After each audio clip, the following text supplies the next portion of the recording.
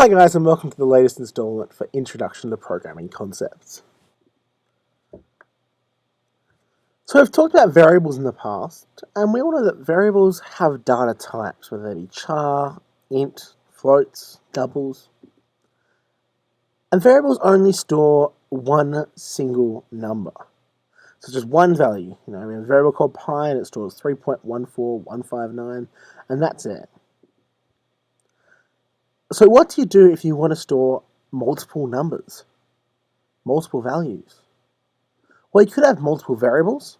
Just copy and paste a line, have x1, x2, x3, name 1, name 2, over and over and over. But that's going to take you a long time if you have a lot of things. So it's a real big kind of waste of time. It's also quite a messy way of doing it in your source code. So we need a shortcut for this. And so the shortcut we use is called an array. So what is an array? An array is a collection of elements where each element stores a number like a variable. Elements are generally arranged in this table-like format. Well, we like to think of them as being arranged in a table-like format. Technically, they're not inside the computer in memory, but we just like to think of them as tables. It helps us to understand them better. They're always indexed from 0. Now, that's a vitally important part. If you kind of don't remember that, you can really cause some issues. And arrays can have multiple dimensions. And we'll explain this a little bit later on as we go through these lecture slides. How to declare a one-dimensional array. Basically say the data type, the variable name, then in these square brackets on the end, the size, basically the number of elements we want. So char age 30, that's creating 30 elements in an array called age, storing chars. Float weight 20, we're storing the weight of say 20 items. Using a floating point, because we know that weight isn't always going to be an integer value. You can have half a kilo, those kind of things. Int student nums 20.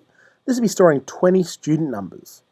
So integer is a good data type, especially at Curtin University, where we have an integer-based student number system. Char name 50. Well, since a name is basically a sequence of characters in a row, a bunch of characters, we can use an array of characters to store a person's name, up to 50 characters for this. So what does the declaration do? Something like int x, open bracket 5, close bracket semicolon, well that basically says go to memory, create a section big enough for 5 spaces, and divide it up. Starting at 0, 1, 2, 3, 4. So element 0 up to 4. Now we can use that by just referencing the element we want to use. So x in square bracket 0 means x at element 0 equals 10. So we go to memory for x, go to element 0 and put in the value 10. Same thing for x at element 3 equals 42. So we go to memory, find it at element 3, set the value to 42. So how do we initialize an array's values? So basically, if we want to start out having a bunch of values in the array, how do we do that? One way is to set up the array, like that, element 0, 1, and 2. Then say x at element 0 equals 1. Then x at element 1 equals 2. X at element 2 equals 3, and so on for a larger array. Problem with this, it would take a lot of time for a very large number. So if I had like 100 elements, I just press the same line over and over and over 100 times, it's going to take a while. So we can use a shortcut using these curly braces. So we're saying x is equal to 3, which is equal to this array. That basically sets up the array and then puts in the values 1, 2, 3 in that order. So if the order is what matters there, so element 0 is the first thing, element 1 is the second one, and element 2 is the third one. So how do we declare a two-dimensional array? Well, it's relatively easy. We just go to the data type, the variable name, then we put the size in square brackets and the size in another set of square brackets. Basically 2 dimensions, 2 sets of square brackets. So a matrix, which is 3 by 3, we can represent that. Say I want to keep track of, all the marks of a class. So I have 5 classes, 20 students in each. This could store the mid-semester test results. Once again, they can be storing the student numbers for the same bunch of students. And if someone had two names that are quite long, we can store a first and a second name. So what does the declaration actually do? So we go to memory and create this array, which is 3 by 3. We then say at element 0, 0 equals 10, so that goes to our array, finds element 0, 0, sets its value to 10. We could say x at element 1, 2 equals 42, and that'll put in 42 at that spot. So notice how this is referenced rows by columns. It's very important that you remember to be consistent with this. It is rows by columns. How do we initialize the array in this terms? We just kind of use more curly braces. So each row now gets a set of curly braces separated by commas. It's kind of just expanding our logic. And then all of that gets encased in curly brackets.